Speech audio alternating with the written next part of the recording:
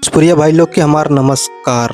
भोजपुरिया भाई लोग 14 अक्टूबर के तांडव हुई मैच में, भारत पाकिस्तान के मैच में रोहित शर्मा, विराट कोहली, हार्दिक पांड्या ये लोग पाकिस्तान के दिखाइए कि कौन ताकत बा इंडिया के पास। और हर बार तो दिखेबे करन, जब जब ये लोग ताकत दिखाओ ना तब तक कुल जल जाना अपन टीवी तोड़े। तो कहीं कुल टीवी तोड़ दिए हैं, तो कहीं घर तोड़ देने कुल, तो कहीं उन्होंने हालात जज्बात कुल चीज बदल जाली।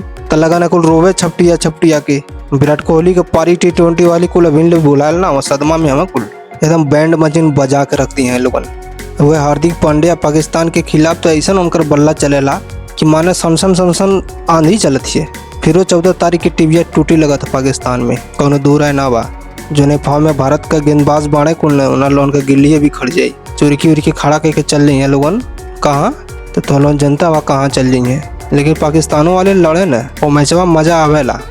मजा आइबे करी, दोनों ओर से फैंस एकदम कसा कुशी कैले रहे। जनाला की ट्रेन में जगह नहीं मिले थी बैठे खातिर, लेकिन मजा आई वही दिन है जब रोहित शर्मा विराट कोहली मरिए, दोनों जाने शतक अगर पहले बल्लेबाजी करिए तो 428 का रिकॉर्ड तोड़ जाई, तब जाके मजा आई। अब पहले गेंदबाजी करे तो श्रीलंका के तो ऑल आउट कैले ही रहना है कुल जल्दी इन्होंने को बहुत जल्दी कैले थे और मजा आ जाए। तब तो टीवी का उन्होंने के LCD टीवी लैपटॉप घर द्वार कुल चीज फूट जाई। अब फूट जाए तो सही रहे हमारे घर का चला कोनो बात ना। भोजपुरिया भाई लोग एकदम भोजपुरिया भाई के अपने सपोर्ट करा, सब्सक्राइब करा, लाइव करा, यही तरह एकदम वीडियो एकदम मजेदार बनावल करब, रउआ लोग के सुनावल करब।